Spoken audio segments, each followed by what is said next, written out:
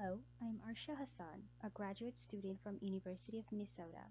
Today, I will talk about normalization methods we developed that leverages dimensionality reduction techniques for extracting functional networks from large-scale CRISPR screens.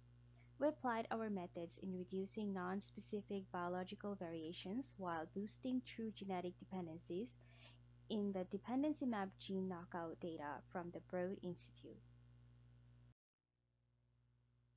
The basic idea in any of these normalization methods is that to apply an unsupervised dimensionality reduction technique to the DepMap gene knockout effect score data and extract a low dimensional representation of the data.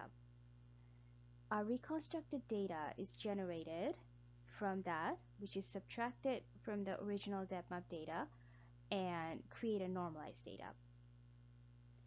We use principal component analysis, robust principal component analysis, and autoencoders as dimensionality reduction techniques. Next, we propose a novel normalization method called the onion normalization. In the first step, several layers of normalized data are created using a basic dimensionality reduction technique for different values of a hyperparameter. Similarity networks are generated from the normalized data and which are integrated into a single network. These contain the integrated information from all the layers. We use DepMap 20Q2 data and the Flex benchmarking tool for our evaluations. Panel A shows a peer curve from the original DepMap data. This tells us how many true positive gene pairs are found at various precision points when benchmarked against quorum protein complex standard in the similarity network that is being evaluated. And panel B shows a diversity plot. This tells us which protein complexes are contributing the true positive gene pairs at various precision points here.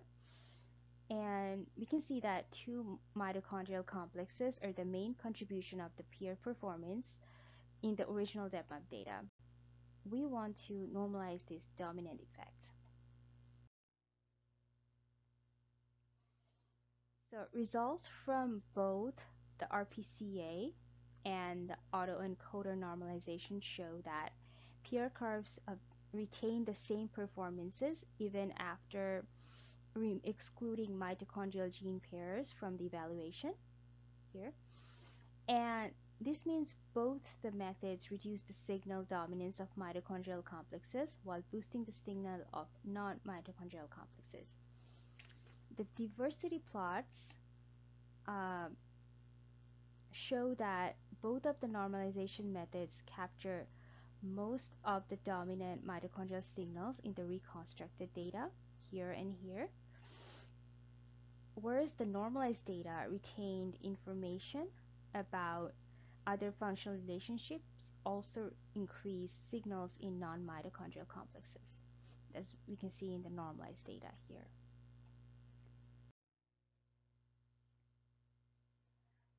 Here we show similar benchmarking analysis of onion normalization, applying autoencoder with varying latent space sizes, and also RPCA with different lambda values.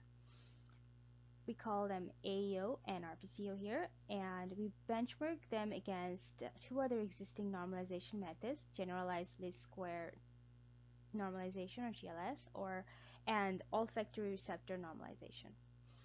On panel A, we can see again that the mitochondrial attenuated peer curves reveal improved performance of RPCO data over other normalized data in the original DepMap.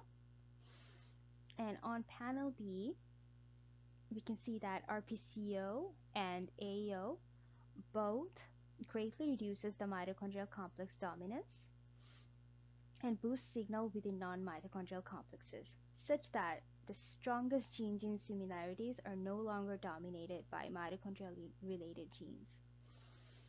The box plot on panel C show number of complexes for which per complex AUPRC increased due to normalization, and reveal that the onion method enhanced signals in substantial number of smaller complexes.